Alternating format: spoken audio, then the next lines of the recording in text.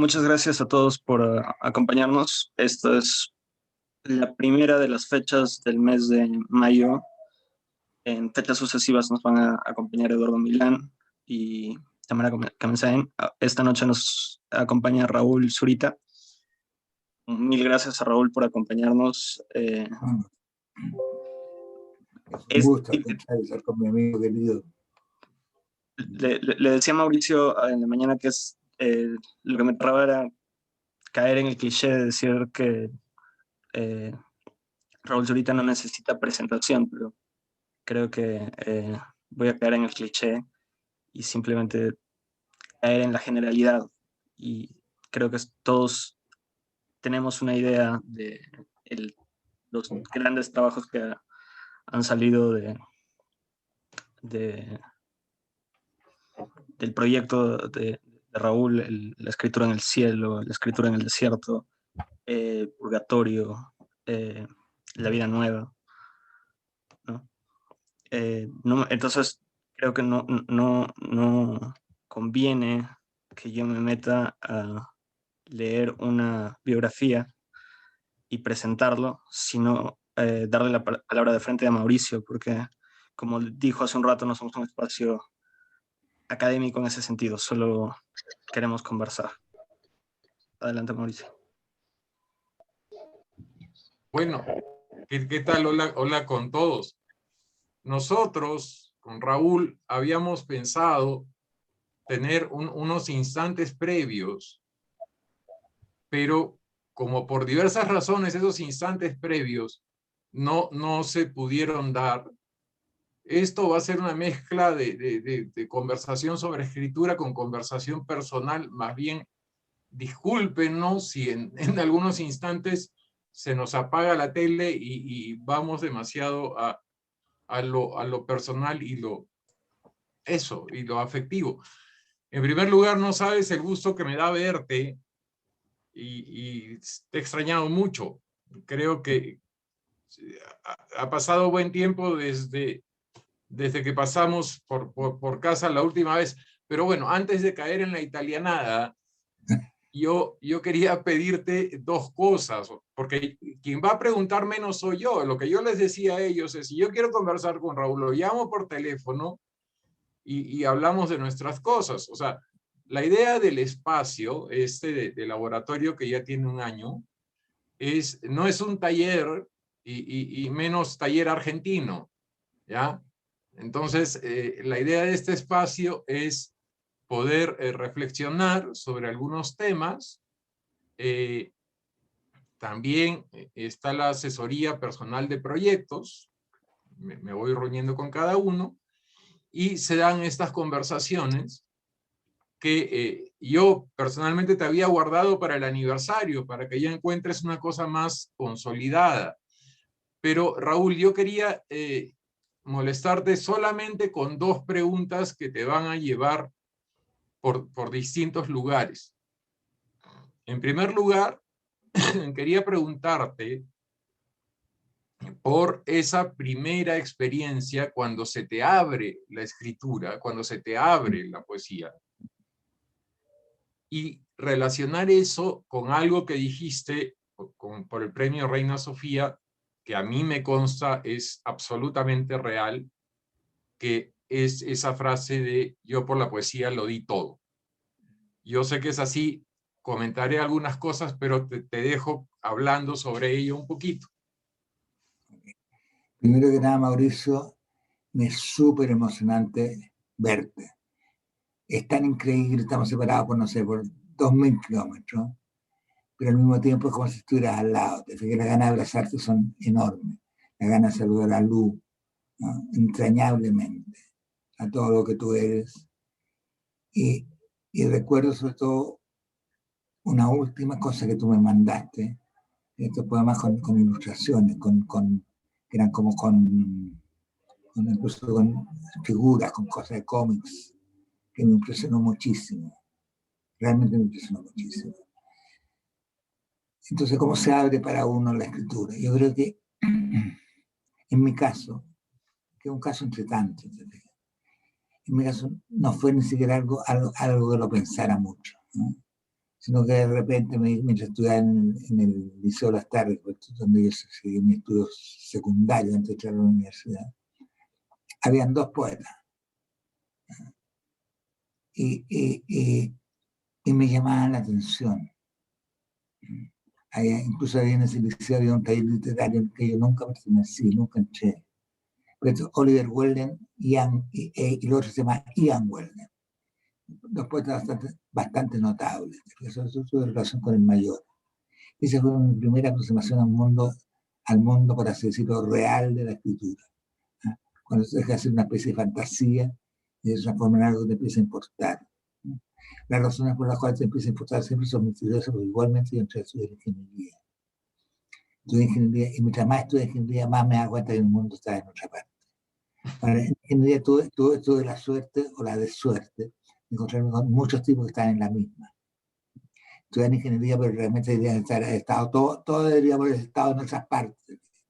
Entonces me empezó a importar mucho. Empecé a leer, creo que nunca he leído tanto en esa época. Y de pronto vino el golpe de Estado en Chile y eso me cambió todo. Entonces de repente me vi en un barco prisionero con mucha otra gente, sobreviví a eso, salí sin un trabajo, salí separado, tenía hijos. Sentí y la desesperación fue una cosa, era una desesperación mayúscula, ¿cierto? Y al punto de que incluso pensé en matarme y todas esas cosas uno piensa cuando está desesperado, pero no lo hice.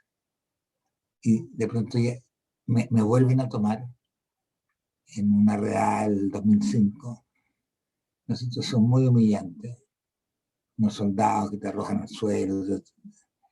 Entonces me acordé de la famosa frase de Cristo de si una oferta en la mejilla con la otra. Entonces me quemé la cara. Y ahí empezó a armarse. Entonces esa fue mi entrada, tal vez brutal a la poesía, tal vez hasta histriónica si uno lo mira afuera, ¿te ves? Pero fue así, ¿qué diablo? ¿Te ves? Fue que después de eso se empezaron a venir algunas imágenes y pensé que tal vez ese sentido de la autolesión era una forma de agruparse, de reunir todos estos yo que eran yo, ¿te fijas? Pero que andaban todos por uno por supuesto, llenos de culpa, de dolor, de remordimiento, por no ser un buen padre, por no poder proveer, cosas bien básicas, así. La desesperación frente a una vida que se me escapaba. En un momento dado yo quería ser un ingeniero, quería tener una vida relativamente plácida, pensé, pero el golpe de Estado me desarmó todo. Entonces ahí ya la escritura pasó a ser una parte fundamental de mi vida, que no me la saqué nunca más. Pero fue eso. Yo no, en un momento dado, yo lo último que quería era escribir. Yo quería tener un trabajo, de lo que fuera. Si en ese momento me hubieran ofrecido traficar droga, había traficado drogas también. No me lo ofrecieron porque entonces lo habría hecho. No me lo ofrecieron. No sé si fue una suerte o una desgracia. La precariedad económica, la precariedad física, todas esas cosas, eso es lo que me lleva a que la escritura era la única salida que tenía. Yo no quería, trabajar. Quería tener un trabajo normal. En Chile nada era normal. Desaparecía gente, no a presionar cientos. Nada era normal. Dentro de eso, de pronto me vi que estaba escribiendo, pero que mi vida se había definitivamente cansado por ese lado. Ahora fue una vida en su comienzo muy difícil por la precariedad económica, por los abandonos, las separaciones, los encuentros, muy caótica y muy difícil. Y pasaron muchos años, hasta que me gané una beca, que me acuerdo, fue la primera luz que tuve, por así decirlo, en una beca Guggenheim. Y ahí se empezó a mejorar un poco el panorama estrictamente personal. Yo diría que mi apertura a la poesía fue una cosa bastante angustiosa. ¿No?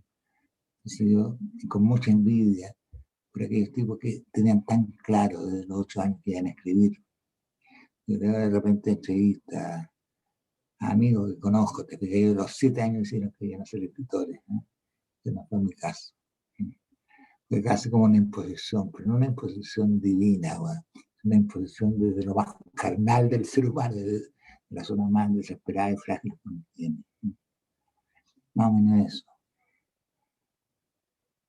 quiero decir que no fue una elección. Eso fue una cosa que se me impuso. Y que me impuso la propia desesperación de la existencia. Pero de ahí viene el camino, bueno, digamos que hay esa especie de imposición Sí.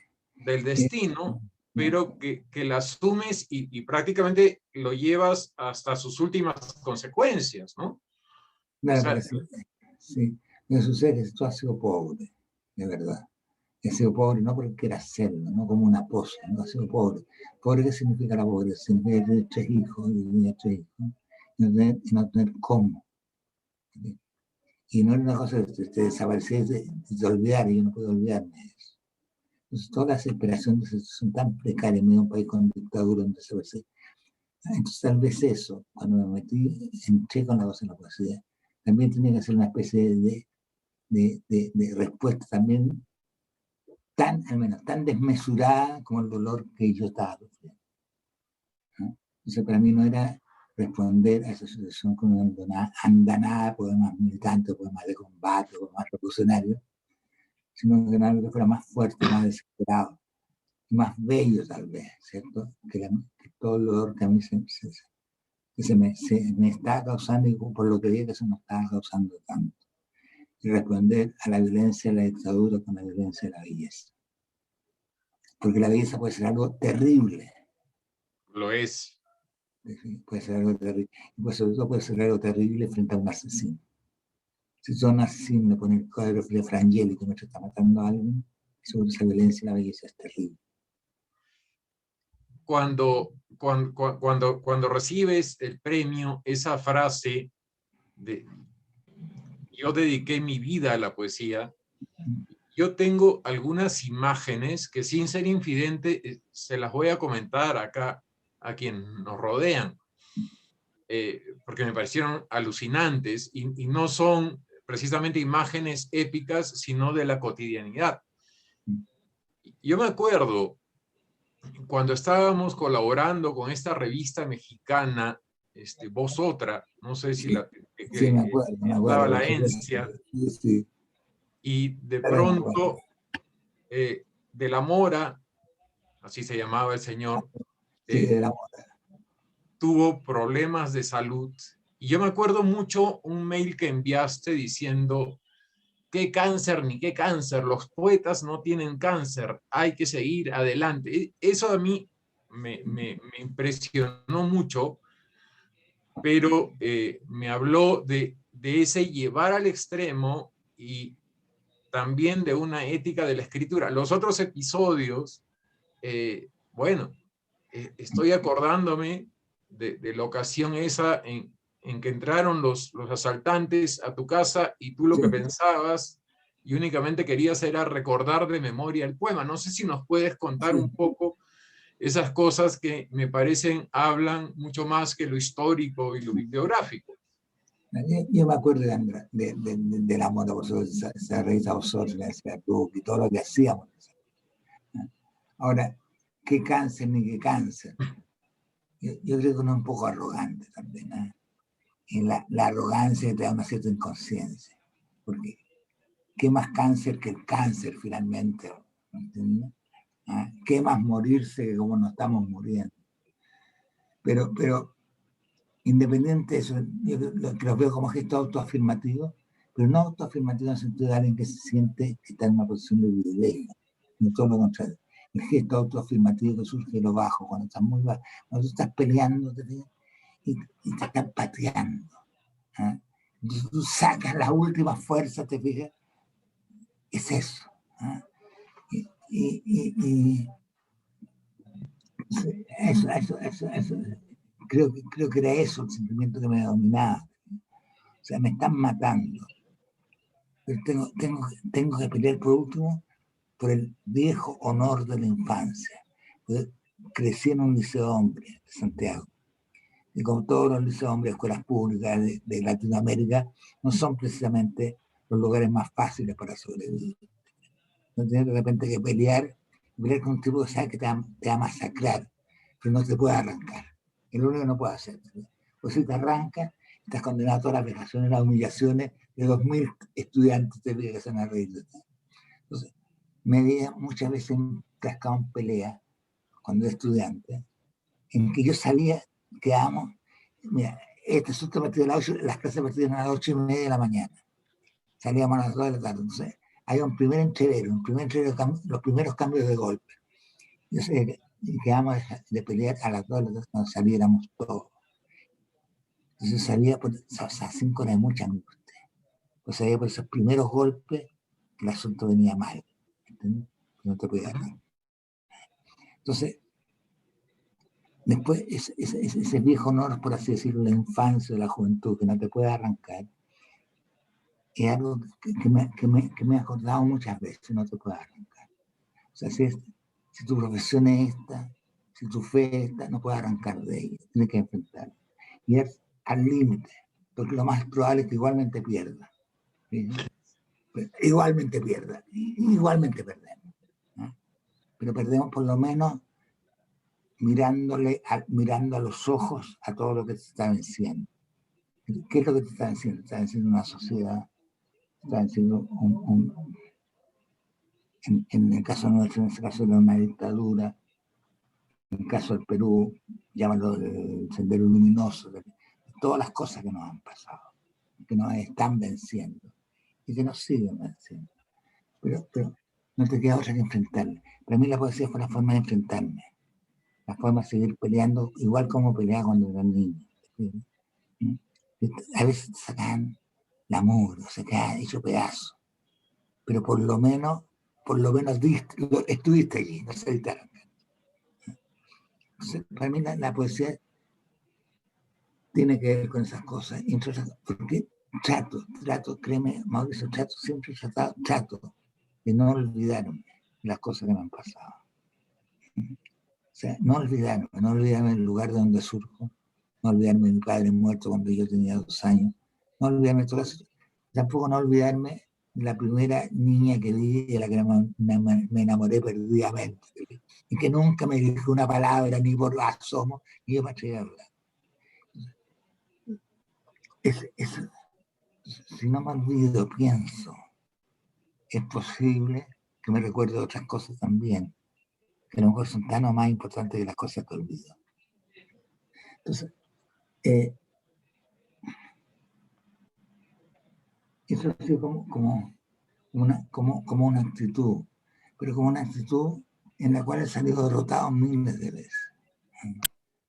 He salido muy quebrado también. Tal vez si algo puedo autocelebrarme, pero con mucha humildad y una cierta perseverancia en ciertas cosas que he creído.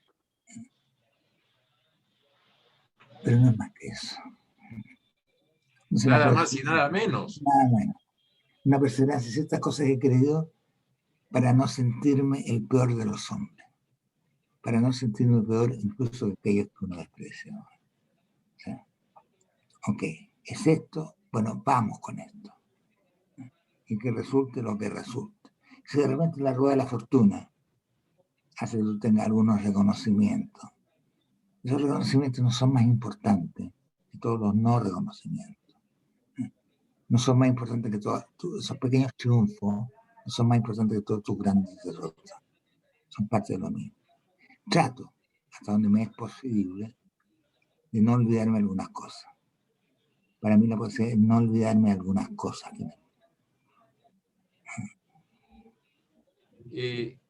Antes de seguir nosotros y perdernos por los laberintos, yo invito a los presentes, como te digo, ya después conversaremos un ratito nosotros, a que la pregunta, si tienen preguntas que quieran hacerle a Raúl, adelante, acá no hay censura ni dictadura.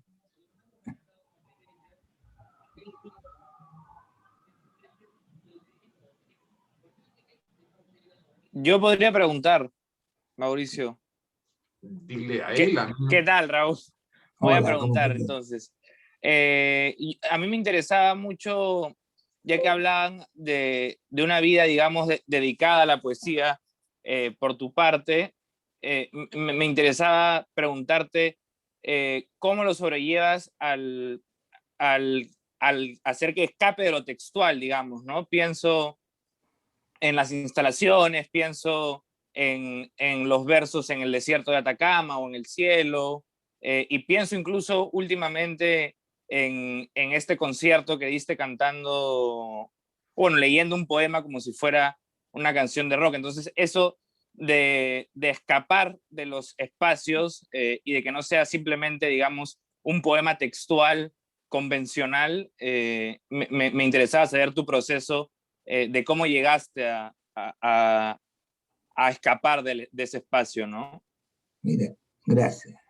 Yo recuerdo cuando estuve en el equipo en la casa de Medo con Lu, a Medo poniéndome cosas que él tocaba con la guitarra eléctrica.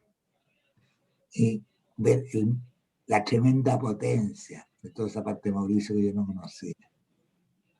Era su cosa con el rock. Entonces, bueno, ese es un recuerdo que me vino a propósito de lo que tú me recuerdas, te fijas, o sea, absolutamente, no puedo evitarlo. Más que fue una instancia para mí memorable. La primera vez que estuve en Arequipa, en la casa de Mauricio y de Lu. Pero es que yo no creo que uno pueda ponerse límite. Yo creo que, por ejemplo, escribir un poema en el cielo, yo creo que a todo el mundo se lo ocurre. Pero mucha gente lo ha desechado en sí mismo. No, eso no se puede hacer, o eso no es poesía. Y se lo coartan. Pero todas las cosas que yo he hecho al respecto de salida de página, no han sido más que eso. Hacer aquello que siento una urgencia absoluta de hacer. Después dirán si es poesía, si no es poesía, pero no puedes partir tú poniéndote los límites. Porque ya vendrán los otros, como decía Jean-Paul Sartre, ese maldito 90% que lo echa siempre todo a perder, a decirte, no, eso no se puede hacer, eso. Eso. Para mí, la poesía tiene que ocupar todos los medios que el poeta necesite, con urgencia. Yo escribí todo lo que he hecho lo he hecho por un sentido de una cierta urgencia. Por ejemplo, cuando escribí el poema en el cielo, yo tenía un libro que se llama Anteparaíso. Yo sabía que tenía que ir esa escritura en el cielo. Y si no iba, moriría inédito. Tenía que hacerlo como fuera. Y no pensar en eso, si era poesía, si no era poesía. Al margen de que justificara teóricamente un par de cosas. O muchas cosas. También ese lenguaje críptico, teórico. Pero la verdad es que porque me parecía bello. Me parecía muy impresionante que alguien ocupara el cielo como una gran parte. Y por eso lo hice. Para mí no hay diferencia entre el más ortodoxo, los sonetos, y la escritura en el cielo que plantea un poema en el cielo. Para mí son todas formas de la poesía, pero formas de la poesía no experimental, la forma de la poesía es lo más concreto y real. Hay una frase que yo no la haría mía porque no puedo hacer mía, es de Picasso. Si yo no busco, yo encuentro. No eran búsquedas, no es que yo experimentara conocer una cosa, ocupar el desierto, ocupar el cielo. No era mi necesidad profunda. O sea, porque veía una arquitectura, un dibujo. Tal vez sea mi deformación de haber estudiado finalmente 7 años de estado en una escuela de ingeniería. Tal vez sea esa deformación la que me hizo conseguir que los libros eran como grandes proyectos o pequeños proyectos, pero que eran proyectos. Y entre esos proyectos tú tenías que poner todo lo que tú necesitabas poner. Como si hiciera una casa y a ti te gusta mucho el jardín, pero te privaras de hacer el jardín. ¿Por qué se puede hacer el jardín? Para mí, ese libro Anteparaíso, si no hubiera existido, si no hubiera hecho esa escritura en el cielo, no existiría y no habría existido.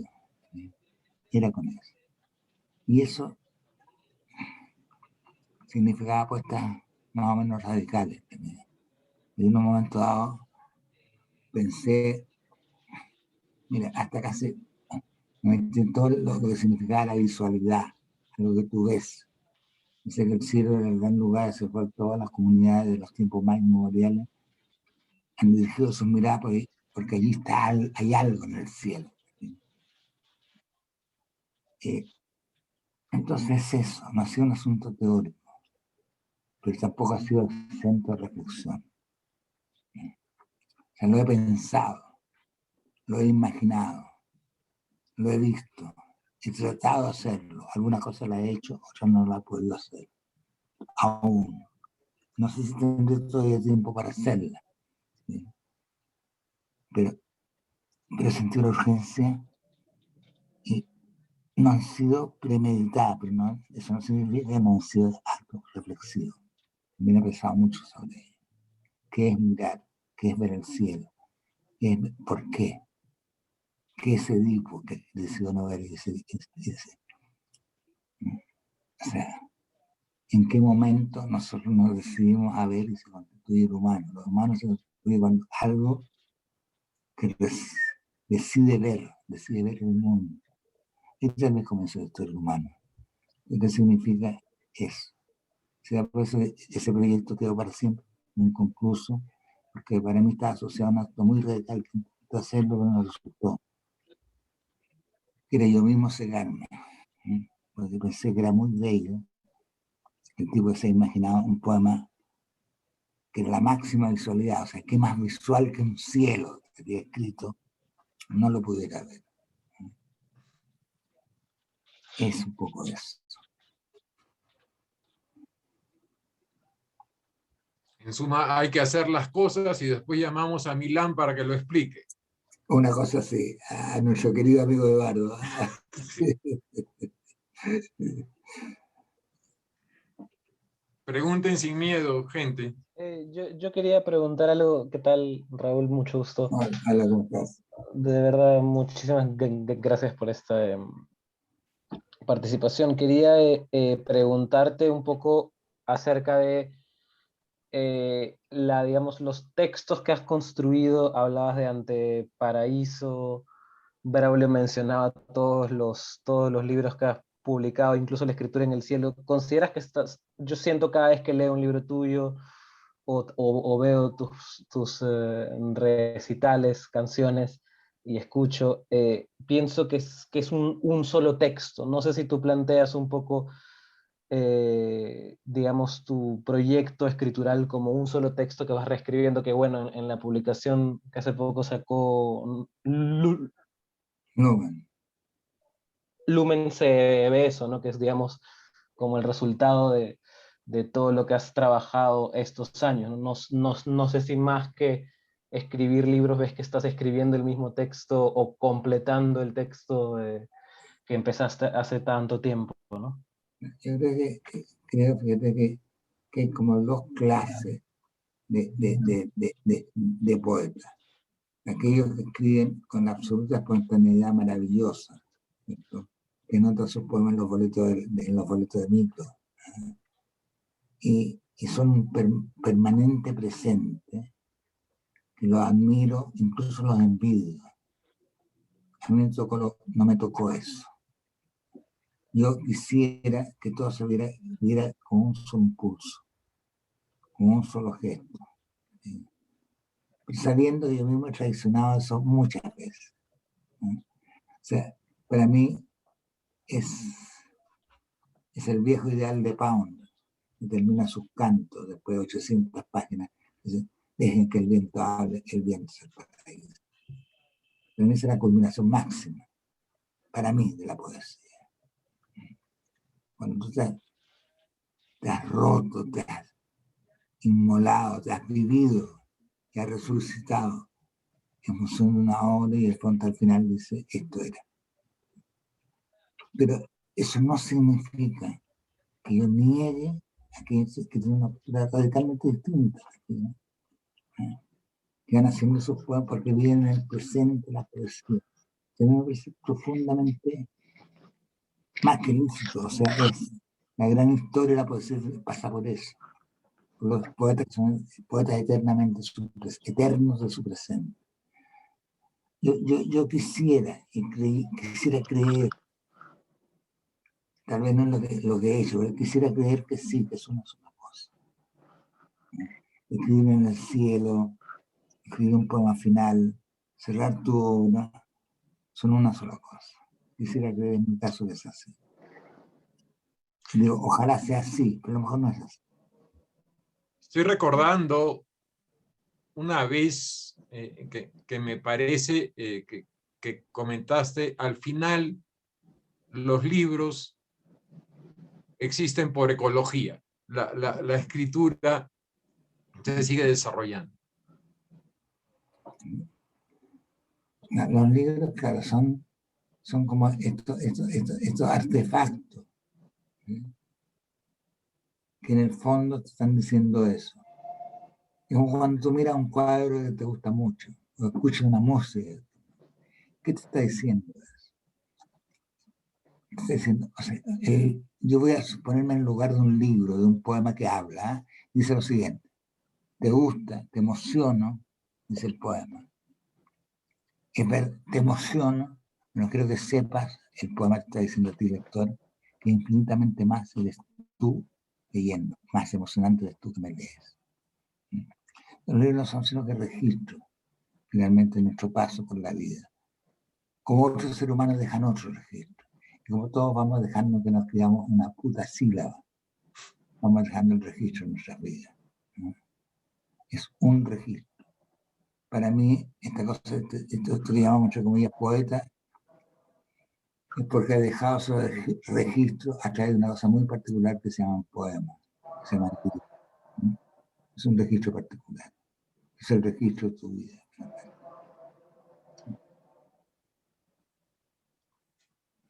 Adelante, muchachos, aprovechen que se acaba la oferta. Muy buenas noches. Muy buenas noches. Estamos haciendo dos personas, creo.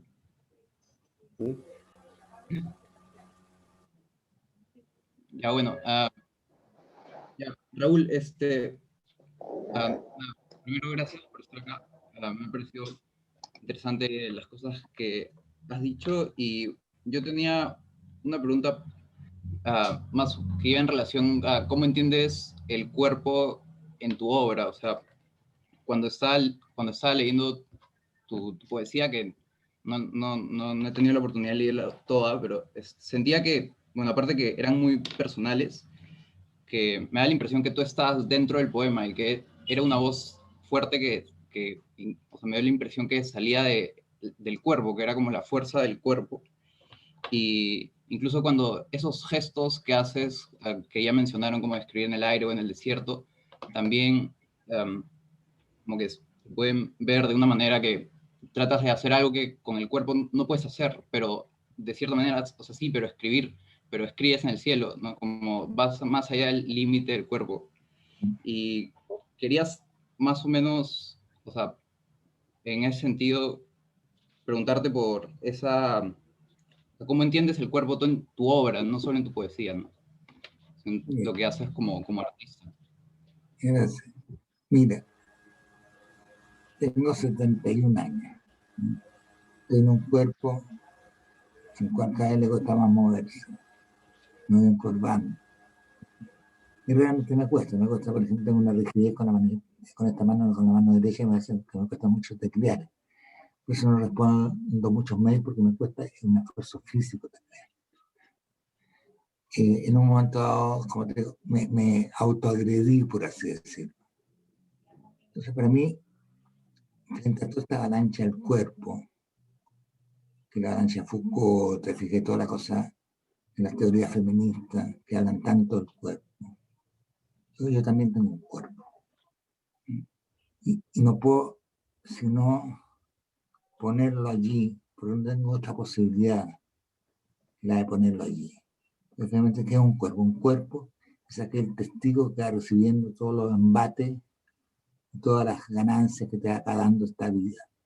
Entonces, para mí, el cuerpo es este cuerpo concreto, este cuerpo que se va doblando. Siento que la poesía sería algo así como quemarse entero.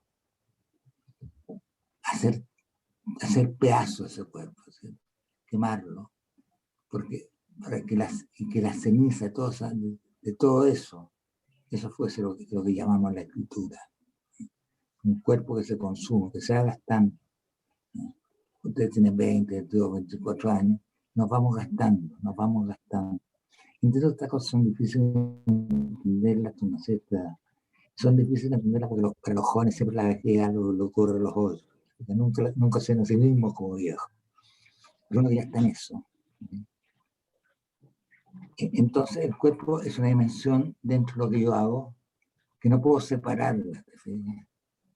Este cuerpo con sus deseos, con sus decrepitudes, con sus voluntades, con sus renuncias y con sus temores, en la carne concreta desde la cual escribo. Entonces, yo no puedo ponerme en otro. Yo utilizo mucho el surita, que es un nombre que significa una primera persona singular en este caso. Pero ¿qué es ese surita? Es un cuerpo que está allí, un cuerpo que se va desgastando, que se va quemando, que se va doblando. Un cuerpo que no era el mismo cuerpo que cuando yo tenía 21 años. Ahora han pasado 50 años, pero al mismo tiempo es el mismo, es idéntico. Yo tengo un hueso salido, nací así. Se me toca el hueso y el mismo hueso me tocaba cuando tenía 8 años. Pero yo no soy tampoco así que tenía 8 años. Entonces yo no trabajo con esa dimensión, con ese cuerpo completo, con ese cuerpo que es una opción, que es una construcción, también una opción sexual. Yo digo siempre que yo no soy ni hombre ni mujer, yo soy lo que mi escritura dicta que sea, porque uso mucho el femenino. Entonces,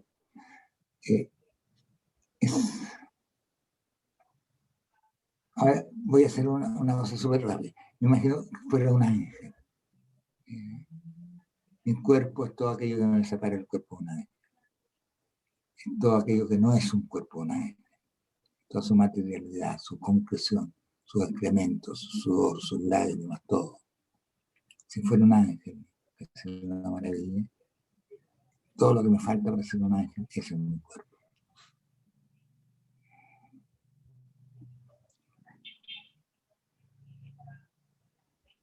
Freddy, tenías una pregunta, creo.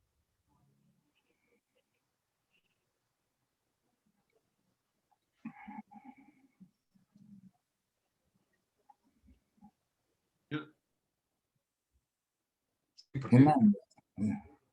Se ha automuteado, no sé si eso va dentro de las... Freddy, estás con el micro apagado.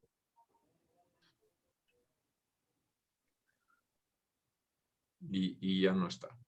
O sí está. Fernando quiere decir algo, parece. Sí. Ya, muy buenas noches. Un saludo cordial desde el Ecuador. Participo de las mejores experiencias y vivencias poéticas, siempre bajo la tutela de Mauricio.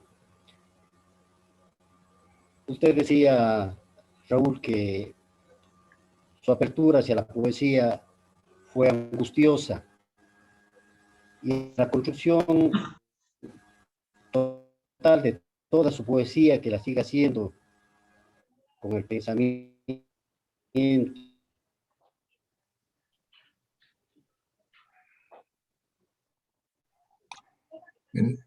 Parece que tenemos un problema de conexión. Sí. Freddy, después retomas mientras se va resolviendo este problema y Fernando.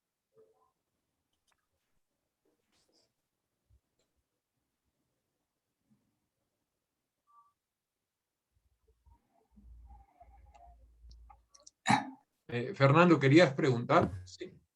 Okay. ¿Se me escucha? Sí. ¿Qué tal? Buenas noches. Muchas gracias por la oportunidad, Mauricio, y muchas gracias por tus palabras, Raúl. Son muy inspiradoras. Y quería hacer una breve pregunta. Estuve leyendo Purgatorio y encontré una serie de similitudes o me recordó en todo caso al Trilce de Vallejo. Entonces, son dos preguntas breves, ¿no? ¿Qué relación podría tener tu escritura con la de Vallejo? Y en segundo lugar, había un poema que me gustó muchísimo, que se llamaba Para Atacama del Desierto, en el que hay una serie de referencias a la figura de la cruz, a la figura de la corona de espinas, en general a la figura de Cristo, y sobre todo a la figura de la redención, que también, o sea, siento que para mí fue clave ese poema para el poema, para entender, o al menos sentir que estaba entendiendo el poemario, o que me estaba transmitiendo algo de sumo valor.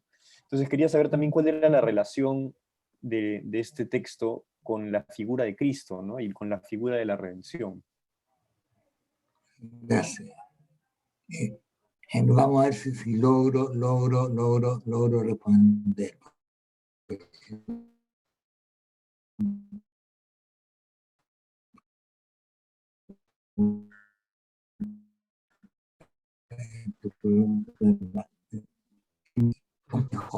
Zapato de viejo. O sea, yo siento que los poemas de Trilce son increíbles. Los poemas de España en el corazón son alucinantes, son de una fuerza. Masa de poemas, son increíbles. Bueno, entonces un poeta que yo admiro, pero de demasiadas formas. Ahora, ese poema en el desierto, yo lo escribí, yo no conocía el desierto, no había estado nunca. Lo escribí sin tener idea cómo era. Pero esa figura de la cruz, me acuerdo siempre del Cristo de Dalí. Hay un cuadro de Dalí donde está el Cristo sobre el mundo suspendido. Yo creo que de ahí me vino mucho esa imagen de la cruz.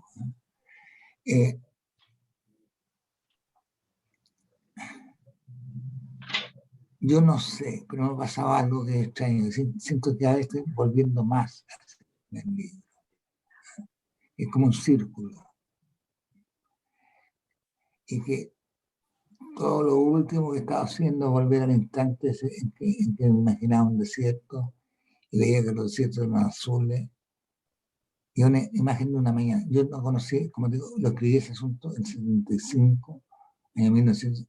El desierto lo vine a conocer mucho después. Pero recuerdo que cuando por primera vez fui, era un trayecto en bus que desde Santiago demoraba como 40 horas. Entonces desperté en un amanecer, en un bus, y abro la ventana y eran completamente azules, porque estaba amaneciendo.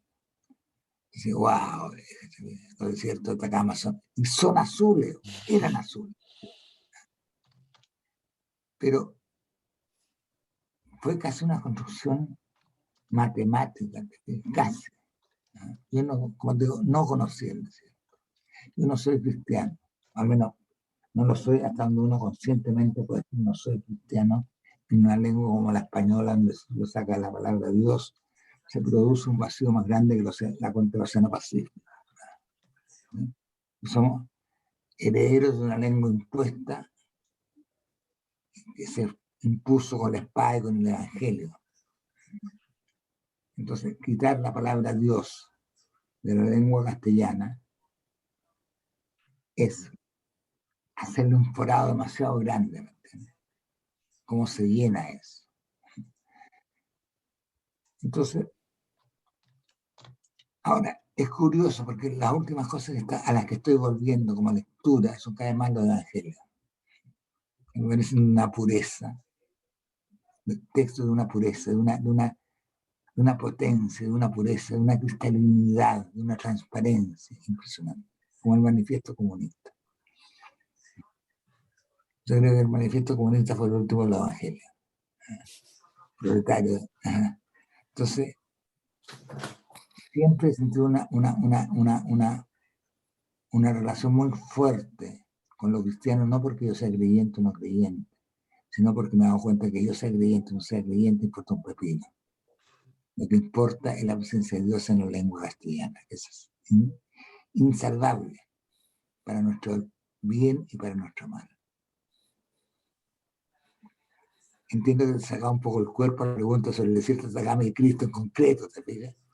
Pero te lo sintetizo. Vallejo para mí es una cosa alucinante. Y segundo, mi relación con el cristianismo tiene eso, más allá de mí, es una relación con la lengua que yo hago. Gracias. Gracias. Freddy, ya estamos, ¿resolviste? Mauricio.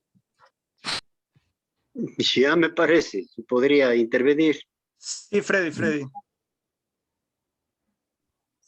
Bien, decía que muy buenas noches y saludaba desde el Ecuador, que hacía referencia precisamente a la anterior pregunta del compañero que me precedió, en el sentido si esa apertura que tuvo angustiosa hacia la poesía, en la construcción de la totalidad de su obra, de una obra que se va construyendo día a día, en un constante crecimiento, y para finalmente, a través del gesto, constituir la poesía ya no en una anécdota, como habíamos hablado en el curso, sino determinar como si fuese ya un acontecimiento. Quería saber si esas referencias, aunque ya lo explicó, a Cristo, a la cruz, a esas referencias bíblicas, son parte sustancial de esa creación en una genealogía de símbolos que podría estar sustentada en la realidad nacional de Chile y además expresada también en esa manifestación del cuerpo, en una relación con el cuerpo de Cristo, que se sacrifica, que se vuelve ceniza y que inclusive vuelve a estar presente en la Eucaristía. Es decir, tiene y mantiene todavía en la construcción de su obra lo sublime dentro de lo que viene constituyendo esa creación constante de su poesía. Gracias. Mire, voy a tratar de contestarle, pero también no puedo ser preciso, ¿me entiende? Porque yo no tengo claridad. Siempre escribo también detrás de una nebulosa. No tengo claridad. Pero sí le puedo decir lo siguiente, que para mí la influencia de la Biblia. ¿Okay? La Biblia para mí es un libro fundamental, no porque sea el testimonio del judaísmo y del cristianismo, no porque sea un relato desde el comienzo del mundo, desde la creación del mundo hasta su fin con el Apocalipsis. Es increíble porque es el relato de una simple vida humana. Todos nosotros, usted y yo, todos, nacemos, todos nosotros, en un momento dado, seremos condenados, seremos crucificados, y todos nosotros, por un segundo, volveremos a renacer y después nos moriremos. Hay una frase, yo no sé si la Biblia es un libro sagrado, dudo mucho que lo sea, pero sí tiene frases sagradas, como por ejemplo, Padre, Padre, ¿por qué me has abandonado? Padre, Padre, Eli, la masa, ¿y por qué es sagrado? Porque todos en un momento dado nos sentimos, nuestro paso por la tierra, nos sentimos los seres más abandonados. No hay un ser humano que no haya en un momento dado de su vida, incluso los más dichosos, no haya dicho Padre, Padre, porque más desterrante, es cierto, estoy tan solo, porque estoy tan abandonado.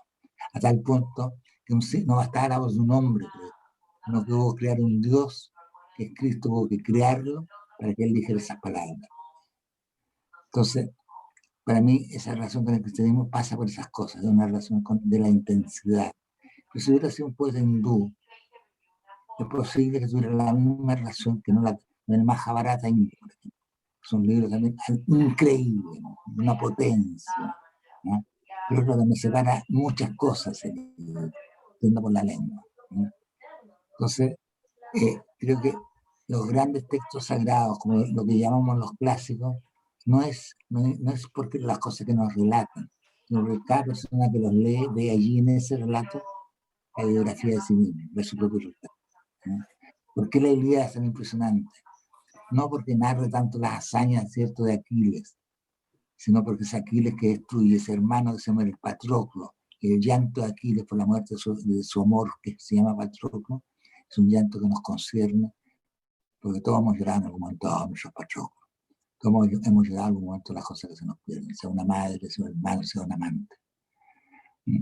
Entonces mi relación con esas obras es una relación muy carnal, muy física, si se quiere.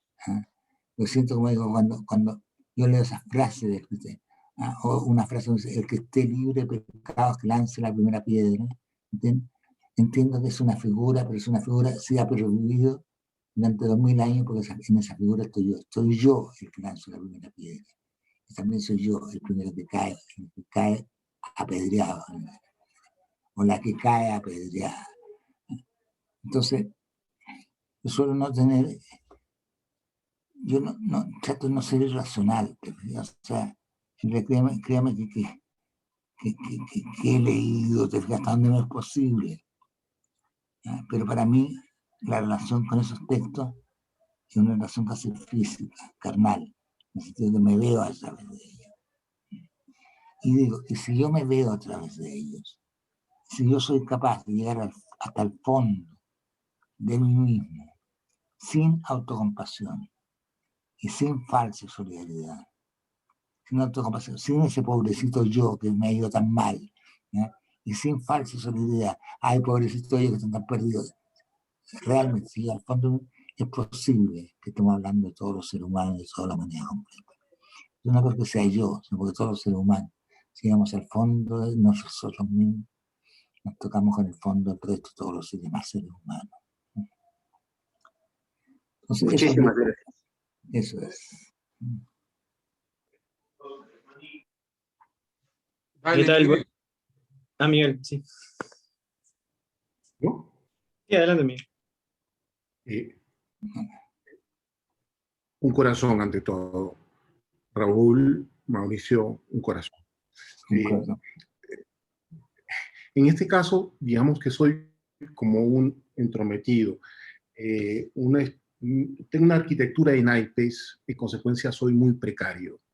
Vengo de las artes visuales y tengo una idea que mejorada la 100. Dos ahora. La primera es que estoy obsesionado con que las vacas escriban. Sé que suena terrible. Tengo la palabra precisa, epistemología, con H. Desarrollé la forma como las vacas podrían tomar un pastizal a través del hambre y a través de las papilas gustativas repelidas por querosene. Del mismo modo, últimamente está que me da vueltas la posibilidad de escribir con lluvia ácida, y sé el lugar, es en La Oroya, ¿ok? Que es un lugar que es terrible a consecuencia de las minas.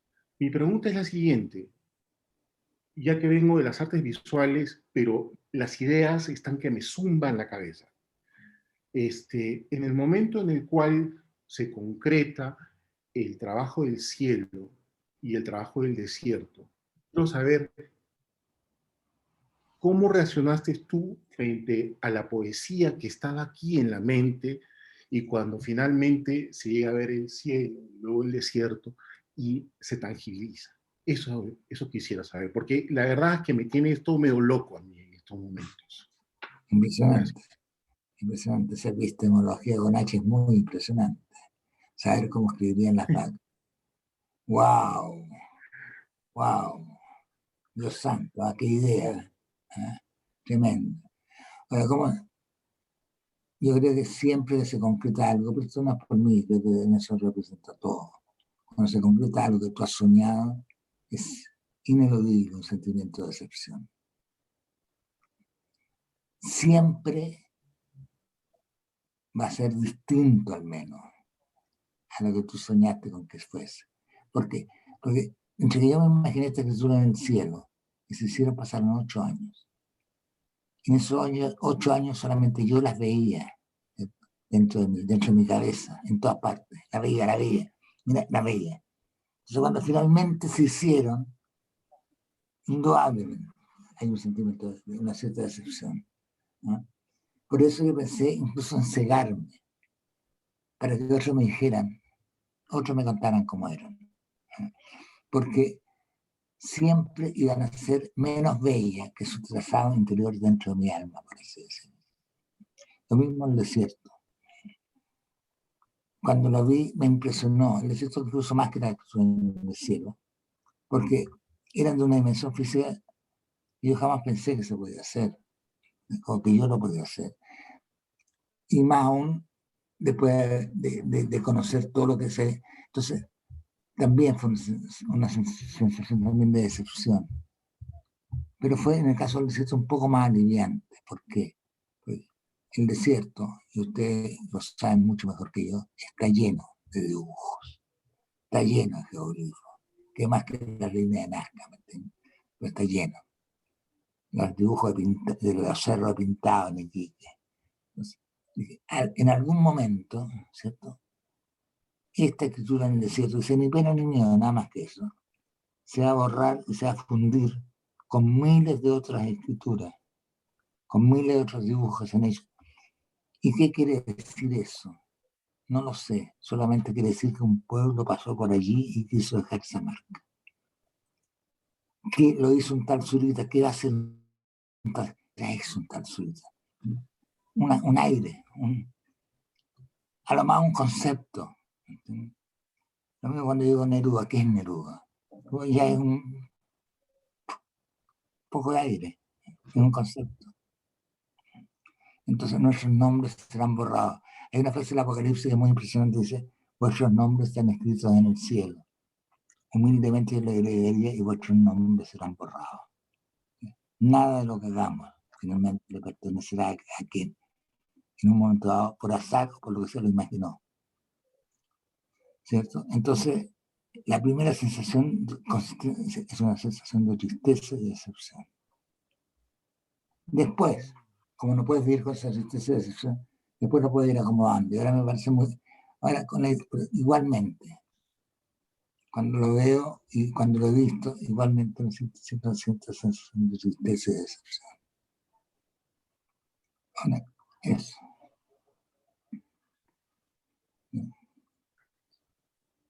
Sí, buenas noches, Raúl.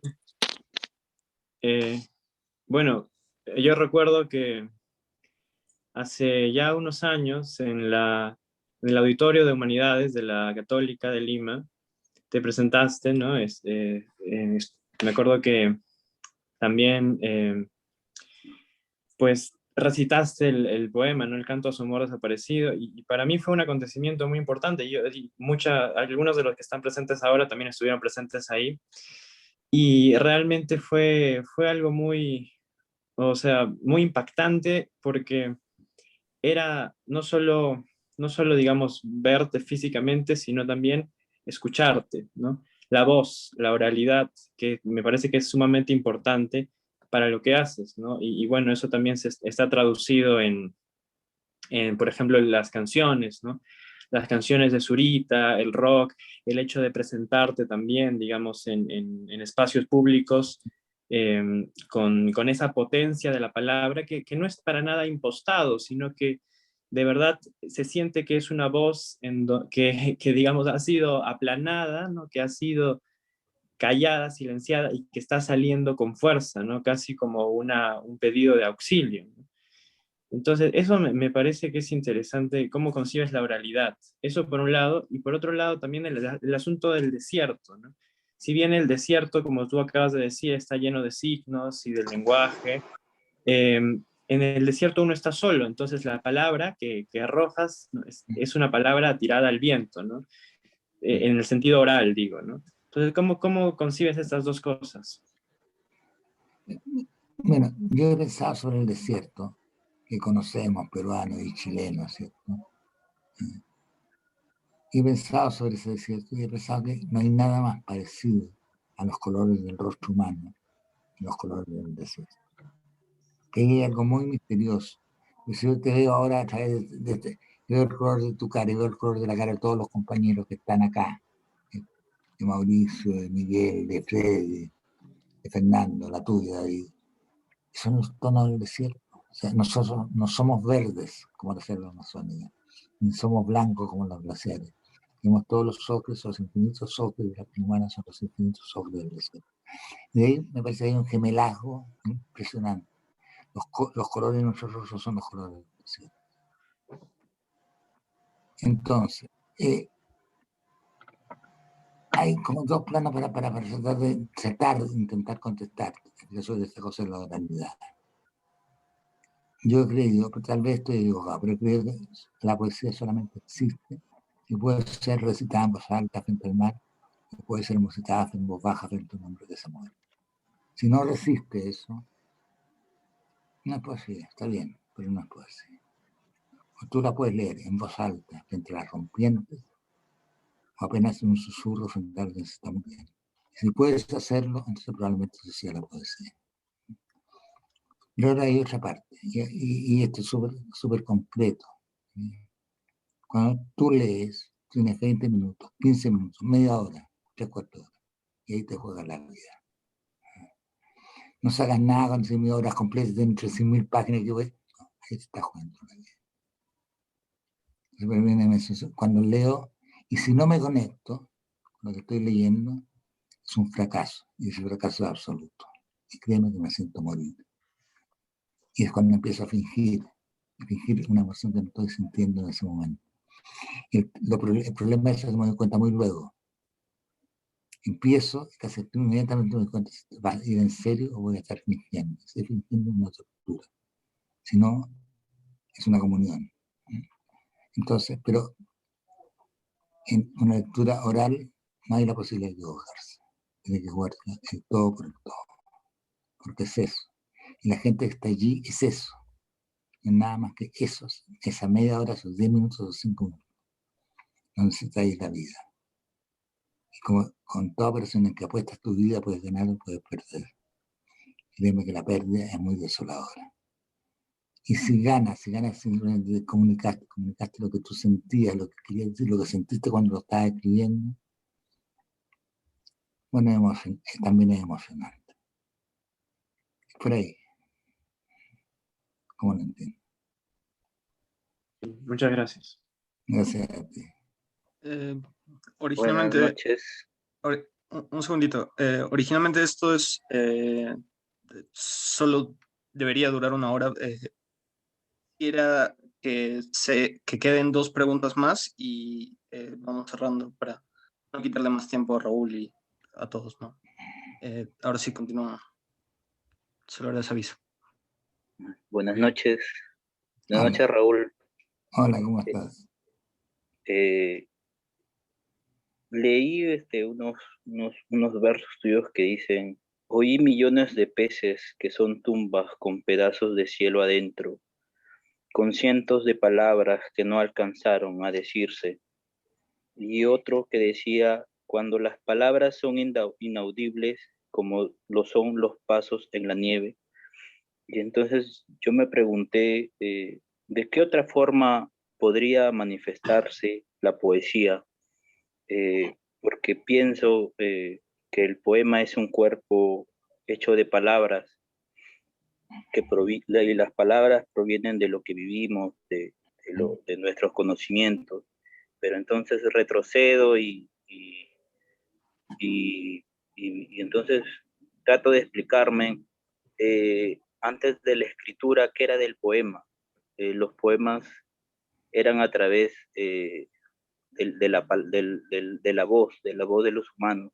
Pero cuando no hubo idioma, ¿cómo la poesía pudo haberse manifestado? Bien, mira, yo creo que tu pregunta tiene una respuesta que es imposible. Yo tenía un profesor de física, que era un alemán, y que nos decía que todo había comenzado con la explosión inicial, con el Big Bang. Pero nosotros, por molestarlo, decíamos: sí, pero ¿qué había antes? Se ponía furioso. ¿Pero qué había antes? Se ponía furioso, ¿no? Y no podía ver antes, porque incluso la pregunta de qué había antes ya que pertenecía a ese fenómeno inicial. Tu pregunta no tiene respuesta. Ante la manifestación de la poesía, de la manifestación en palabras, en silencio, en un cuerpo. Pero siempre he creído que la poesía fue el primer conjuro que los hombres lanzaron frente a la muerte. Hubo un gran descubrimiento, el más importante descubrimiento de la humanidad, que fue cuando alguien descubrió que se iba a morir. O sea, que le iba a pasar lo mismo que le había pasado a otro que estaba muy cerca de él. Entonces, cuando se descubre la muerte, la primera respuesta frente a la angustia infinita es lo que llamamos hoy el poema, o más extensamente lo que llamamos hoy el lenguaje. Entonces, lo humano nace con la muerte y con la poesía. ¿Sí? Pero ¿qué hubo antes de eso? Es imposible responder. No hay forma de responder. Yo quisiera hacer una preguntita y disculpe Raúl si mi pregunta hace que se pase la hora un poco, pero me daría mucha pena no preguntar.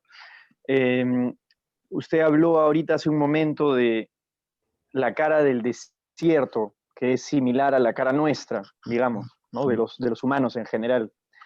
Y tiene un ensayo, se me va el nombre ahorita del ensayo, pero usted se acordará, es el ensayo en donde habla de esta parte final de la Divina Comedia, donde Dante ve la cara de Dios y la cara de Dios es como la cara del hombre, pero no de un hombre en particular, sino aquello que está como detrás de la cara epidérmica, por decirlo así, ¿no? Esa cara del hombre. Y así es la cara de Dios. Y yo quería preguntarle, conectar eso un poco con lo que mencionó al inicio del sufrimiento y la desesperación como el punto de partida del poema, ¿no? Pues en la Divina Comedia se inicia claramente desde el infierno, se pasa al purgatorio y luego se pasa al paraíso, ¿no? Y todo va mejorando gradualmente hasta los puntos más álgidos y más absolutamente soberbios e indescriptibles. Usted habla también de lo indecible en ese ensayo mucho.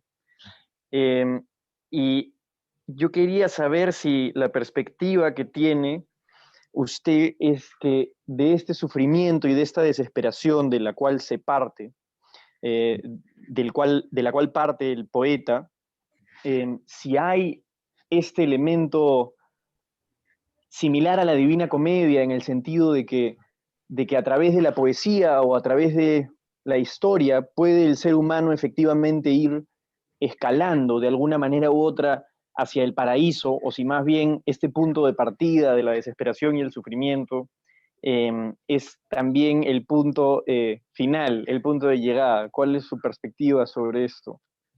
Bueno, pertenezco a un mundo sin Dios, a un mundo donde Dios ha dejado participar en la historia humana, un mundo donde Dios no es. Por lo tanto, no puedo saber si esa desesperación tendrá un destino final o no. No puedo saber. Es posible que esa desesperación y esa angustia sea el final también.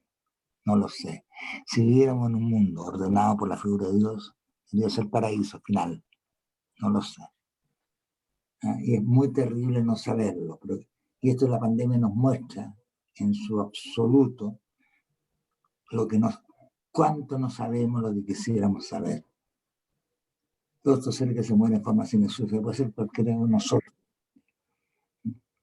Ellos no saben, como no sabemos nosotros, si esta fue la conclusión de la desesperación o el comienzo de la desesperación. Si hubiera un mundo regido por Dios, tendría una respuesta, pero no hay Dios. No lo sé. Probablemente la desesperación sea desesperación solamente. Bueno, yo en primer lugar les agradezco a todos. Yo ya le advertí a Raúl que nos quedábamos un ratito, que teníamos que conversar un par de cosas, pero les agradezco a todos la participación. Espero que haya sido un momento feliz dentro de lo que estamos conversando. Parece paradójico. Oye, pero para mí ha sido un gusto. Ha sido un gusto conversar con ustedes. Muchas gracias. De más decir, no quiero ser simpático, eran extraordinarias las preguntas, muy buenas. Y si yo tuviera la cabeza buena para responderla. Bien. Se hace lo que se puede, ¿me entiendes? Era muy buena la pregunta. Gracias. No te vayas, Raúl. Nos quedamos sí. un ratito, sí. Sí. Gracias. Gracias. Chao. Muchas gracias. Hasta luego. Raúl, Máximo. gracias, Mauricio. Muchas gracias Muchísimas a todos. gracias. Un placer, Raúl. Gracias, que estén bien. Gracias, Mauricio, gracias, Raúl. Cuidarse. Gracias, un abrazo. Gracias. Abrazos. Chao, gracias.